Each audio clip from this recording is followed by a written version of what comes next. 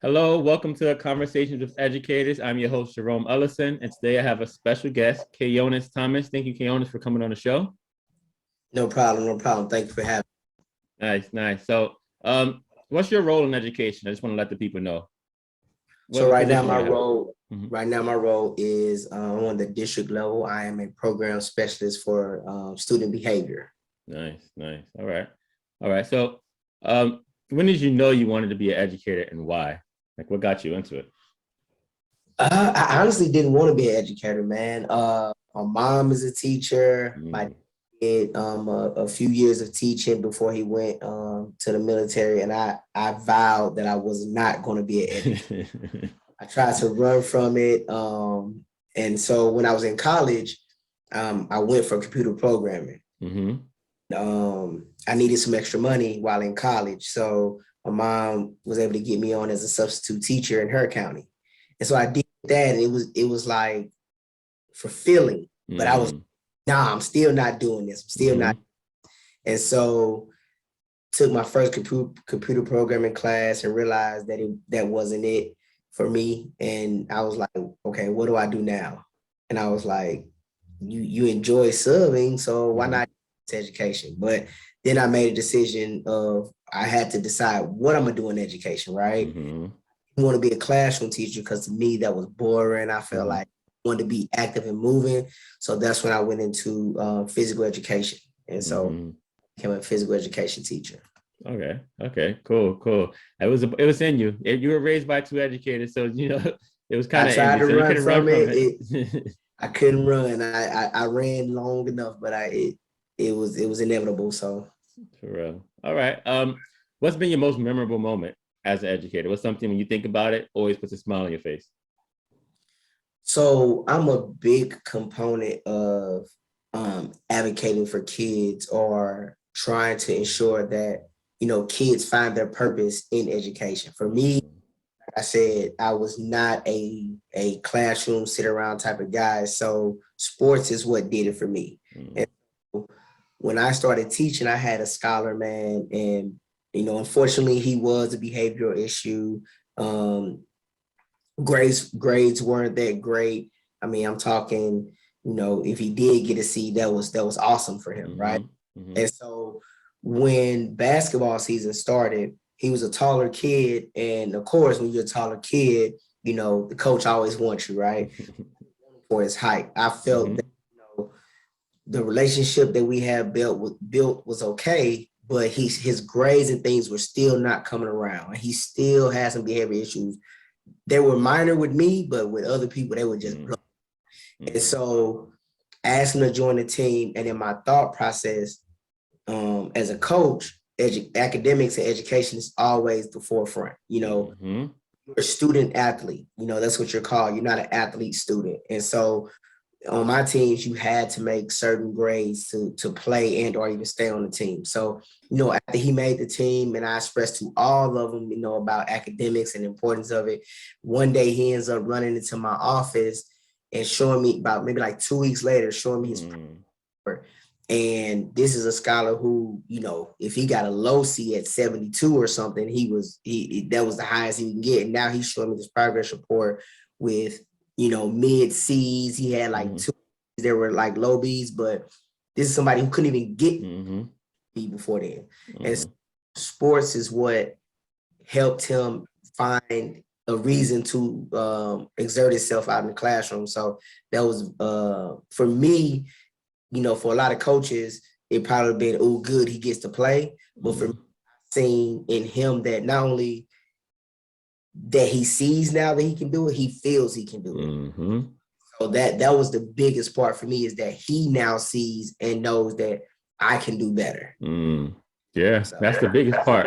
That's the right. biggest part of the battle, is just that self-confidence, that self-esteem. You raise that in students and you give them some opportunities to see that they're capable of doing it, then that will motivate them to keep going. And I feel like even for me, I love baseball and sports, and that kept me going too, because I wanted to get to college and play baseball. So for a lot of kids, their first passion is sports and athletics. And if you incorporate that into the schools, and fund it, we need funding for these sports teams to support it.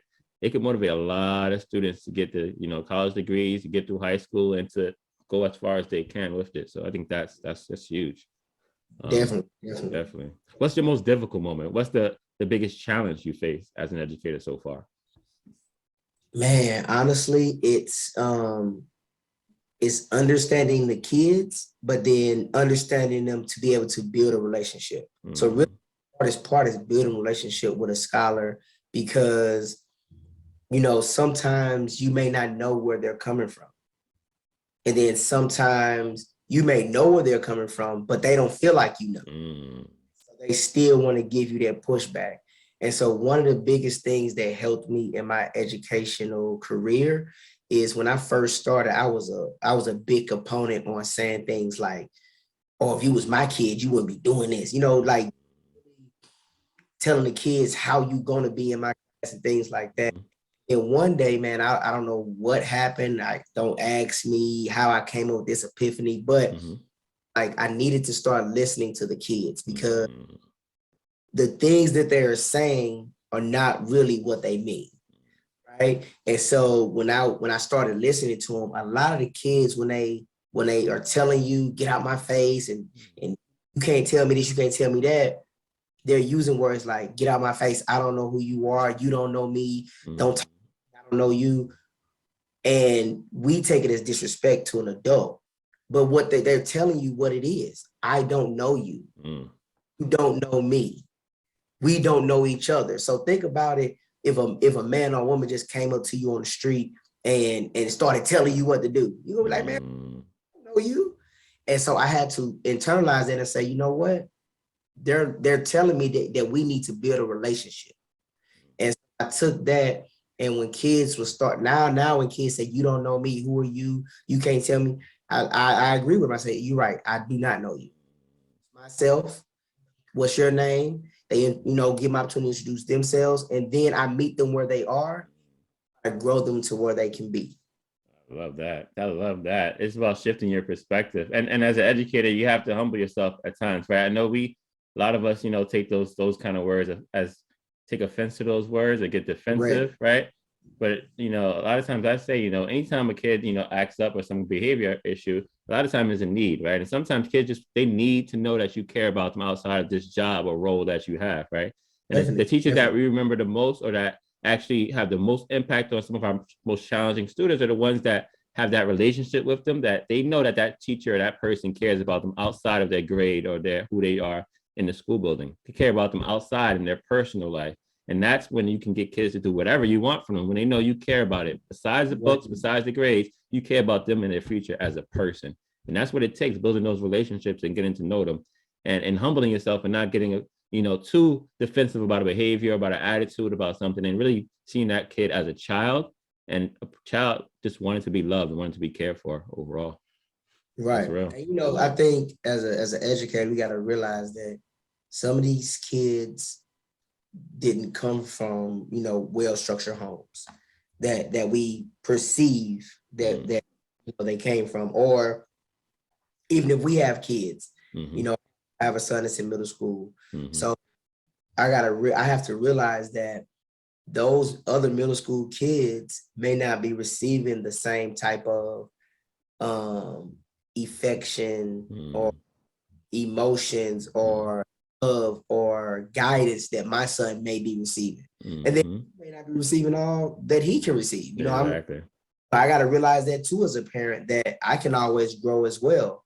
And so I think that's another thing that's hard, is building a relationship not only with the kids but with the parents. The thing is just meeting that person where they are, and if you know they need to grow, building that relationship where they are, and then slowly start providing them with information on how to, and then they'll start listening to you, versus you run in and just telling them what they can be doing better. They're like, "Who are you to tell me how to raise my kid?" Versus, you know what? This is a man or woman who I know has my best child interests at heart. So any information they give me, I'm going to receive it, because I know ultimately he or she kid best interests at heart.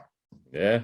And it's still the same thing for parents, right? They need to know that you care about their child as well, and they'll open up and be more receptive to your feedback and your information. And it takes a village. It takes a village to raise a child. Even I have a middle school age child as well. It's like, we can't do it all, even as educators, right? It takes a village. It takes family members. It takes educators. It takes everyone in the community to really support children to get them where they need to be. And until we start looking at it like that as a village, a supportive village, then we're not really going to be able to support as many kids as we want, because it takes everyone's all hands in every angle.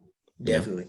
For sure. I mean, that's you kind of gave advice to parents, but I'll ask you the question anyway. Right? Like, what other piece of advice would you give during these times specifically to help if parents want to support their children's education? What advice do you have? Honestly, man, this is my 12th year in education. Mm-hmm. I've seen a lot, just being, fortunately, I work with in an area where it's predominantly African-American. And I love it, but I also hate it, because I love it because I get a chance to give back to the kids who, look like me coming up. And then I hate it because I also see the backside to, I was fortunate enough to have a parent who was in education and understood, how to support me educationally. But you run into parents who don't know how to do it. It's not the fact that they don't want to, they just don't know how to support their child educationally.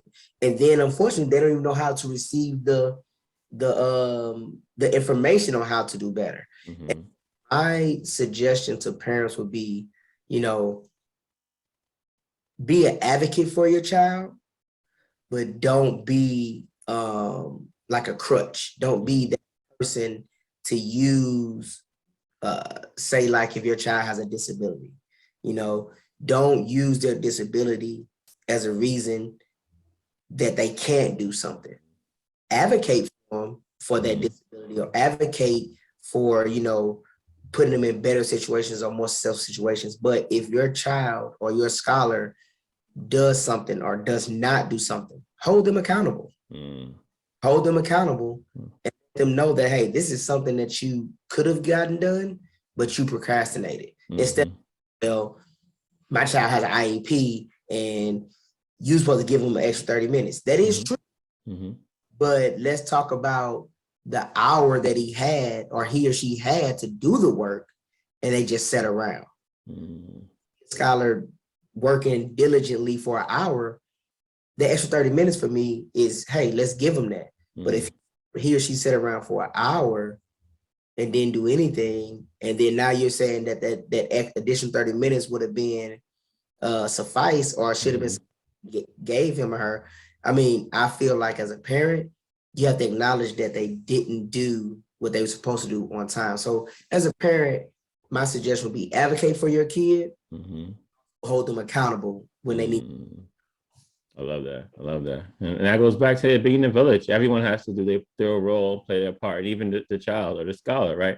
They have to meet us halfway, or give us some effort in order to know where they're at, in order to meet them where they're at and get them where they need to be. So I love that point. That's a great point. On the flip side of that, how about to teachers, right? Based on your experience, what's a piece of advice you would give to a teacher during these times?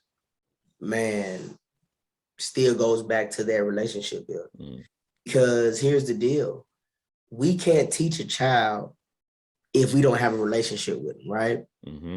You have some kids who will come to school and they understand that school is for school. School, I'm supposed to come in, sit down, I'm supposed to learn.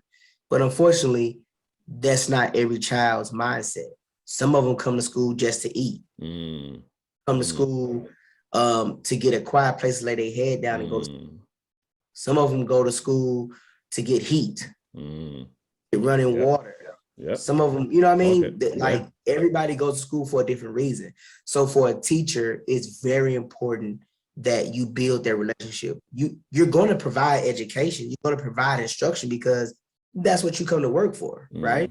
Like when you walk into that building, your mindset is, I'm going to teach today.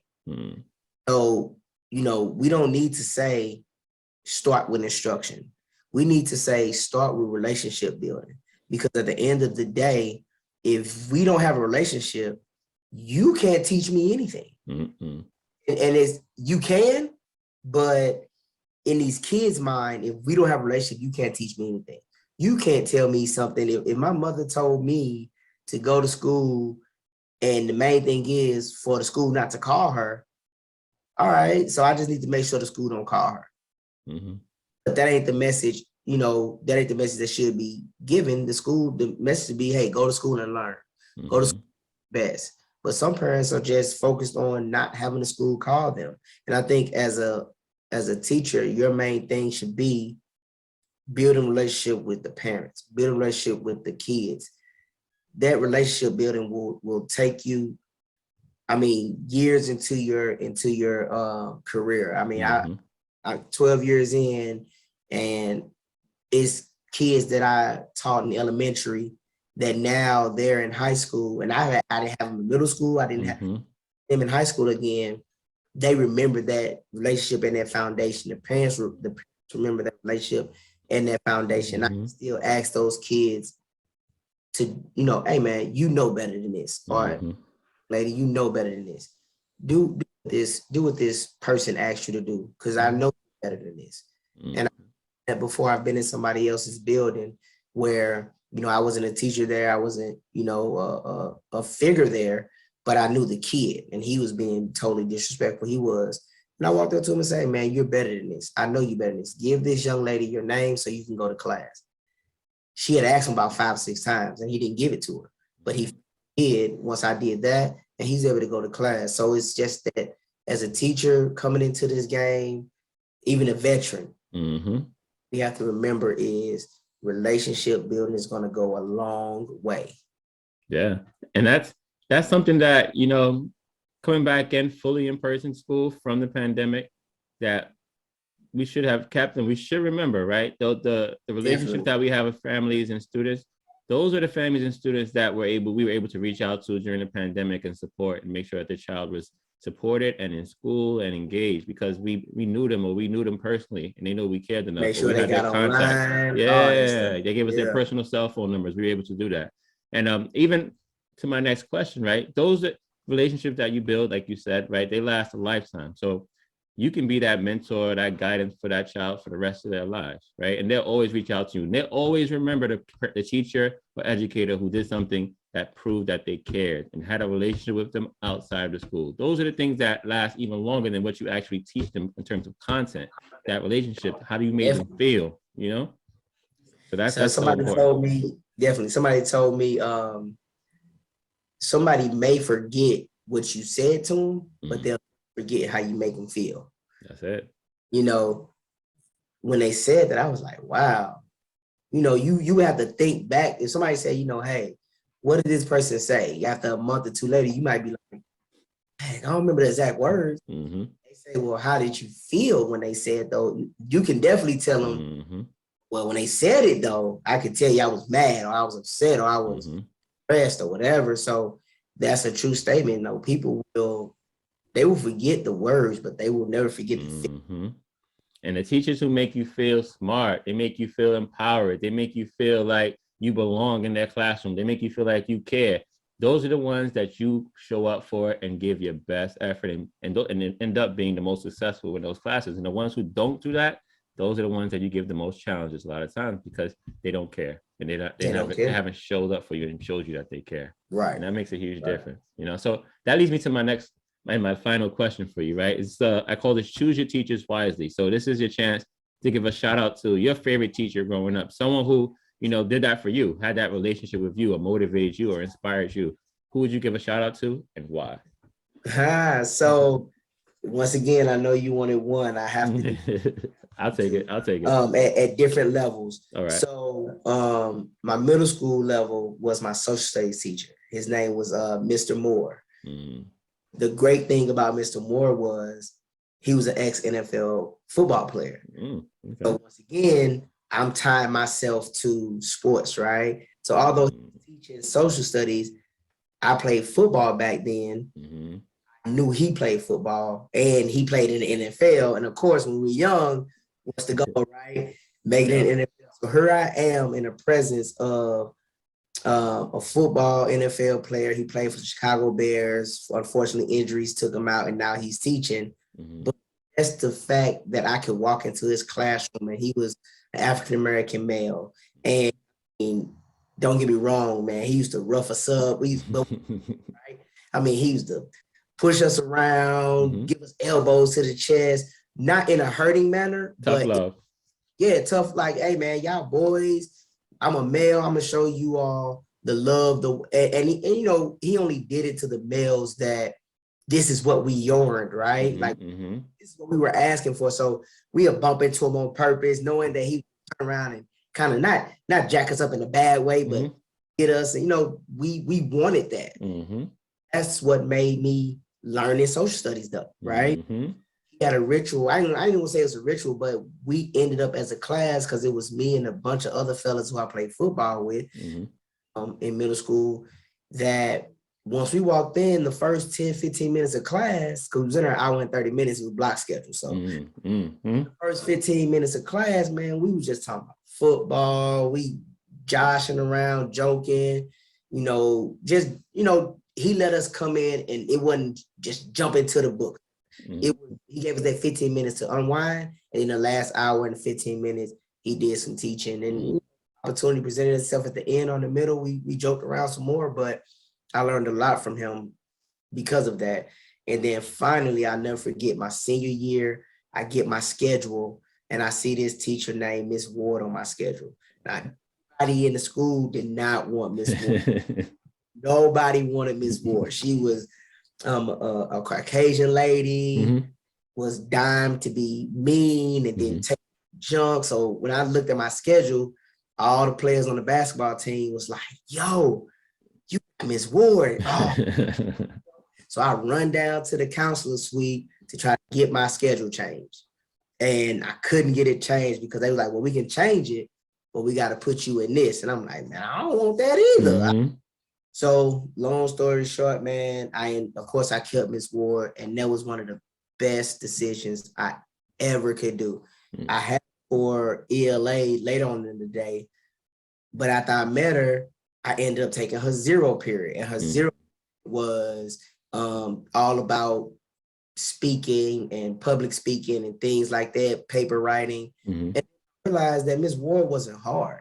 Miss Ward just had clear expectations and a high bar that she set for her kids.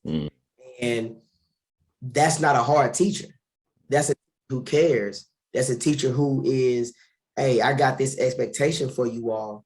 And not only do I have it, you're going to meet it and possibly succeed it. And that's what I did. And I look back and I'm glad that I couldn't get switched out of her class because I learned a lot from her. It's even on how to be a teacher myself. So to really are the ones that I remember. Nice. So, who was that? Miss Ward, and who was the first guy's name? Ward, Mr. Moore. Mr. Moore, Miss Ward. Shout out to Miss Ward and Mr. Moore, man. You guys had a huge impact on Kaonis and even affect how he's a teacher now, how you show up for your students now. So I think right. And Mr. Moore, just for clarification, Mr. Moore, I stayed in St. Louis. I went to Gateway Middle School, so that's why I met him. And Ms. Ward was my ELA teacher at Morrow High School in Clayton County. Nice. Yeah, shout out to them. And thank you, Kaonis, for coming on the show. That's all I have. Appreciate your feedback, your information. You shared so much great insight. And I thank you, Jerome, man. I really appreciate you reaching out to me. This is one of the first times I'm getting to talk about education on a different platform. And what I've enjoyed this time. Let me know if I can do it again. I really enjoyed it. Nice. I appreciate it. Thank you guys for watching. Stay blessed. And remember, education over everything. Peace.